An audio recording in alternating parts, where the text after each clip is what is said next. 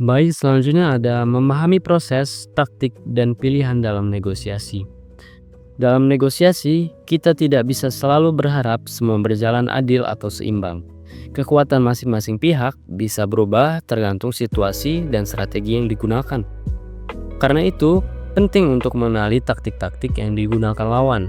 Misalnya, jika lawan menggunakan tekanan atau memberi pilihan yang semu, kita perlu menyiapkan strategi untuk menetralkannya. Jangan hanya terpaku pada rasa keadilan, tapi fokus pada hasil yang terbaik untuk semua pihak. Selain itu, kita juga harus fleksibel dalam menyusun strategi karena kondisi dan posisi tawar bisa berubah selama proses berlangsung. Dalam memilih gaya negosiasi, kita bisa menggunakan berbagai opsi untuk mengarahkan hasil sesuai tujuan. Tapi, penting untuk menghindari tawaran yang terlalu berat sebelah agar tidak merusak kepercayaan. Negosiasi bukan cuma soal menang, tapi juga menjaga hubungan jangka panjang. Jadi, jangan korbankan hubungan demi keuntungan yang bersifat sesaat. Selanjutnya ada karakter pendukung dan beresiko dalam negosiasi. Selain strategi, karakter pribadi juga sangat menentukan keberhasilan negosiasi. Karakter yang mendukung seperti kepercayaan dan integritas menunjukkan bahwa kita konsisten dan bisa diandalkan. Respek dan kejujuran juga penting karena menunjukkan ketegasan tanpa harus berbohong atau memanipulasi. Sementara empati dan pertimbangan membantu kita memahami kebutuhan pihak lain, yang seringkali jadi kunci untuk menemukan solusi terbaik yang menguntungkan kedua belah pihak. Tapi, ada juga karakter yang bisa jadi resiko. Misalnya, keterbukaan berlebihan bisa membuka kelemahan kita dan dimanfaatkan oleh lawan. Belas kasihan yang terlalu besar, ini bisa mengganggu kita untuk mengambil keputusan secara objektif. Dan fleksibilitas yang kelewat tinggi juga bisa membuat kita terlalu mudah mengikuti keinginan lawan. Karena itu, negosiator yang baik adalah orang yang bisa menjaga keseimbangan antara strategi, kepercayaan, dan ketegasan agar negosiasi berjalan efektif dan hasilnya bisa diterima semua pihak. Taktik biasanya digunakan ketika salah satu pihak memiliki kekuatan lebih besar dan berusaha memanfaatkannya. Taktik juga sering muncul dalam negosiasi berbasis distribusi nilai, di mana fokusnya adalah mendapatkan keuntungan maksimal. Mengenali taktik sangat penting agar dapat menggunakannya atau menghadapinya dengan efektif.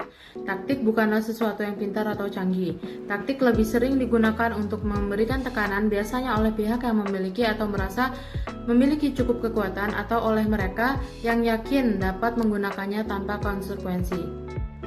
Selanjutnya adalah faktor taktik. Yang pertama adalah power recruit atau keberhasilan suatu taktik bergantung pada jumlah kekuatan yang dimiliki atau dianggap memiliki dibandingkan dengan pihak lain dalam negosiasi. Semakin besar kekuatan relatif yang dimiliki, semakin tinggi kemungkinan taktik itu berhasil. Yang kedua, relationship erosion adalah jika taktik yang digunakan menjadi jelas, kepercayaan dan hubungan dapat terkikis, terutama jika dianggap manipulatif. Semakin eksplisit taktik tersebut, semakin besar resiko merusak hubungan jangka panjang. Yang ketiga ada fear or guilt atau ketakutan atau rasa bersalah. Taktik yang mengeksploitasi emosi seperti intimidasi fisik, permainan peran good guy, bad guy, memanfaatkan rasa bersalah atau menggunakan keheningan untuk menciptakan tekanan psikologis. Yang keempat ada anchoring, penanaman pemikiran awal. Menggunakan pernyataan awal yang kuat untuk mempengaruhi cara berpikir lawan negosiasi. Contohnya, termasuk menanamkan ide lebih awal, membuat pernyataan tegas, atau mengulangi pesan berulang kali seperti teknik broken record. Lawan merasa harus segera menyetujui kesepakatan. Taktik ini bisa memberikan kesan bahwa mereka mendapatkan sebuah keuntungan, padahal batas waktu bisa saja hanyalah sebuah strategi. Oleh karena itu, perlu waspada karena pihak lain itu juga bisa berpura-pura tidak terpengaruh untuk mendapatkan keuntungan yang lebih besar. Lalu yang kedua yaitu adalah kalimat "and just one more thing" atau yang diartikan "dan satu hal lagi".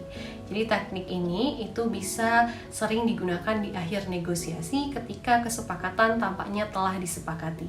Salah satu pihak itu akan tiba-tiba menambahkan permintaan tambahan tepat sebelum menandatangani kesepakatan. Contoh kalimatnya yaitu adalah, tentu saja Anda akan memasukkan jadwal pembayaran fleksibel yang telah kita bahas sebelumnya, bukan? Nah, kalimat tersebut itu dapat memaksa pihak lain untuk memilih antara membuka kembali negosiasi atau mengalah demi menyelesaikan kesepakatan. Lalu yang ketiga yaitu denied access atau akses ditolak. Beberapa negosiator itu menggunakan taktik denied access atau akses ditolak untuk menunda negosiasi ketika mereka merasa belum siap atau ingin menciptakan sebuah tekanan. Mereka akan menginstruksikan asisten mereka untuk memberitahu mereka bahwa contohnya sedang dalam rapat atau sedang dalam luar kota. Nah, untuk menghadapi ini, Anda bisa meningkatkan urgensi dengan menetapkan batas waktu lebih awal dari yang sebenarnya, menggunakan opsi alternatif yang kredibel dan memberitahu bahwa Anda mungkin memilih pihak lain jika tidak ada respon dalam jangka waktu tertentu. Lalu yang keempat yaitu adalah time constraint atau kendala waktu. Seringkali salah satu pihak itu akan memperkenalkan tenggat waktu buatan, menyatakan bahwa penawaran ini akan segera berakhir pada tanggal tertentu. Mereka mungkin akan mengatakan ini kesempatan terakhir Anda untuk menaikkan penawaran. Beritahu kami sebelum pukul 17.30 pada hari Jumat dan kami akan mempertimbangkannya. Strategi ini itu bertujuan untuk menciptakan ketidakpastian dari tekanan yang seringkali memaksa pihak lain untuk meningkatkan tawarannya. Lalu yang kelima yaitu adalah di auction atau lelang. Proses penawaran itu dirancang untuk menciptakan persaingan dan dikendalikan oleh penyelenggara. Saat harga terus-menerus meningkat, itu keputusan rasional seringkali dikalahkan oleh ego dan keinginan untuk menang. Oleh karena itu, penting bagi negosiator untuk memiliki breakpoint yang jelas dan berpegang teguh padanya. Selanjutnya kita akan membahas mengenai taktik negosiasi dan pengaruhnya. Nah, yang pertama itu ada time out, yaitu menghentikan sementara negosiasi untuk mengevaluasi resiko dan implikasi. Digunakan saat mengalami kebuntuan atau membutuhkan perspektif baru, dan bisa juga digunakan untuk memberikan tekanan kepada pihak lain. Yang kedua ada fear or guilt, ketakutan atau rasa bersalah. Meningkatkan tekanan dalam negosiasi melalui ancaman tersirat, menyebabkan pihak lain merasa takut kehilangan kesepakatan, dan digunakan untuk memanipulasi dan mempertahankan kekuasaan. Yang ketiga ada good guy, bad guy, dirancang untuk membuat pihak lawan merasa lebih menerima tawaran yang wajar, menggunakan hukum relativitas untuk mempengaruhi keputusan. Yang keempat ada the Russian fraud, menawarkan dua pilihan, satu yang sangat sulit, satu yang lebih bisa diterima, memaksa pihak lawan untuk memilih opsi yang sebenarnya tidak menguntungkan. Contohnya, serangan cyber yang memaksa pembayaran tebusan. Yang kelima ada personal favor atau permintaan pribadi, membuat permintaan terlihat lebih personal agar sulit ditolak, menggunakan rasa kewajiban atau nostalgia untuk mendapatkan persetujuan. Yang keenam ada guilty party, menyalahkan pihak lain karena melanggar norma atau aturan, digunakan dalam negosiasi kompensasi yang melibatkan kehilangan reputasi atau pendapatan tidak langsung.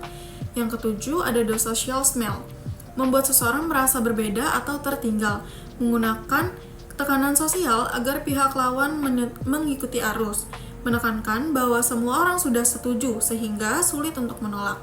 Dan yang ke-8 ada silence atau diam, menggunakan keheningan untuk menciptakan ketidaknyamanan, mendorong pihak lawan untuk berbicara lebih dulu dan mungkin membuat konsesi. Taktik ini merupakan taktik yang kuat dalam negosiasi karena menciptakan tekanan psikologis. Selanjutnya adalah taktik pitching dan pengaruhnya. Yang pertama adalah storytelling. Gunakan kisah pribadi atau pengalaman sukses untuk menciptakan koneksi emosional dengan audiens. Dengan menyoroti masalah nyata dan solusi yang ditawarkan, storytelling membuat pesan lebih menarik dan mudah disampaikan. Yang kedua adalah elevator pitch. Sampaikan ide secara singkat, padat, dan jelas dalam waktu kurang dari 1 menit. Fokus pada nilai utama dan solusi yang ditawarkan agar audiens langsung memahami manfaatnya dan tertarik untuk mengetahui lebih lanjut. Yang ketiga adalah gunakan data dan fakta.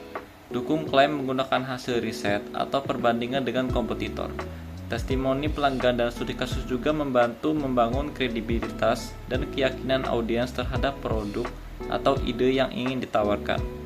Yang keempat adalah fokus pada manfaat. Tonjolkan manfaat produk bagi audiens. Menghubungkan manfaat dengan kebutuhan mereka melalui contoh nyata dapat meningkatkan daya tarik produk dan mempermudah pengambilan keputusan.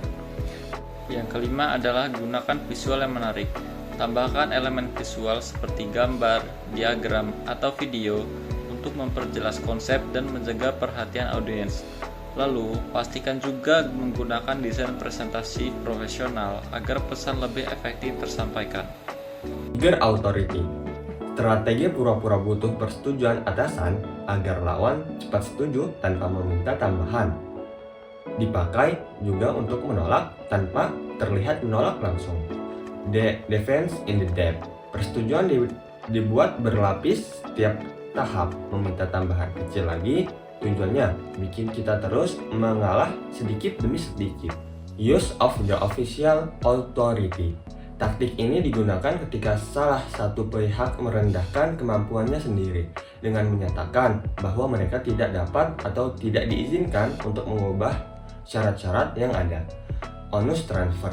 Teknik mengalihkan kewajiban untuk memberikan solusi atau saran kepada pihak lain sehingga masalah seolah-olah menjadi tanggung jawab bersama. Off limit. Menetapkan beberapa isu sebagai tidak dapat dinegosiasikan untuk menyederhanakan diskusi. Pihak yang menggunakan taktik ini menghindari membahas topik-topik yang dianggap terlalu kompleks atau sensitif. Dengan pertanyaan seperti, mari kita fokus pada hal-hal yang bisa kita sepakati hari ini. The building block technique. Meminta harga untuk sebagian kebutuhan terlebih dahulu. Kemudian, secara bertahap menambah jumlah permintaan hingga mencapai kebutuhan sebenarnya. Selanjutnya adalah wipe the proposal off the table without saying no. Taktik ini mencoba mengubah tawaran lawan dengan menambahkan syarat-syarat tanpa harus secara langsung menolak proposal tersebut. Berikutnya saya akan melanjutkan materi yang telah disampaikan oleh rekan saya mengenai memindahkan biaya. Nah, di dalam negosiasi itu ada banyak taktik yang digunakan untuk memindahkan biaya, risiko, atau tanggung jawab ke pihak lain. Salah satunya adalah linking the issue, yaitu mengaitkan satu isu dengan isu yang lain yang sebenarnya nggak relevan untuk menambah keuntungan. Lalu, ada side issue atau red herring, di mana pihak lain membawa isu sampingan untuk mengalihkan perhatian dari topik utama. Nah, kemudian ada the slice. The slice itu adalah taktik untuk menaikkan tuntutan sedikit demi sedikit agar akhirnya mendapat lebih banyak. Kemudian ada juga Trojan horse, yaitu menawarkan sesuatu yang terlihat menguntungkan, padahal ada konsekuensi tersembunyi di belakangnya. Nah, selain itu ada the incorrect summary, yang dilakukan dengan sengaja merangkum kesepakatan secara salah, berharap pihak lain itu tidak sadar atau malas membantah. Lalu, ada deliberate misunderstanding. Taktik ini itu sedikit mirip dengan the incorrect summary, yaitu berpura-pura salah paham agar bisa mengubah arah jalannya negosiasi. Nah, sedangkan taktik selanjutnya yaitu the dumb brainer, yang dilakukan dengan berpura-pura tidak mengerti dan tidak tahu bahasa atau konsep untuk mengulur waktu atau menekan lawan.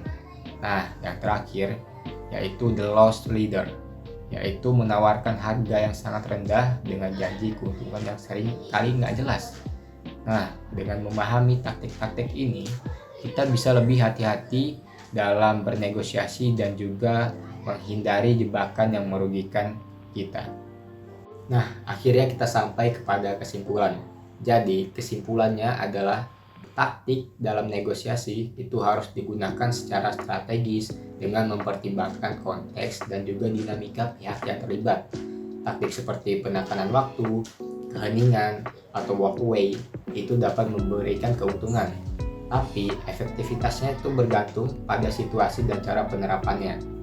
Nah, penggunaan taktik yang terlalu agresif juga itu dapat merusak hubungan. Sementara pendekatan yang terlalu pasif dapat mengurangi potensi nilai yang bisa diperoleh dari sebuah negosiasi. Oleh karena itu, pemahaman yang mendalam tentang kapan dan bagaimana menerapkan taktik itu sangat penting untuk mencapai kesepakatan yang optimal.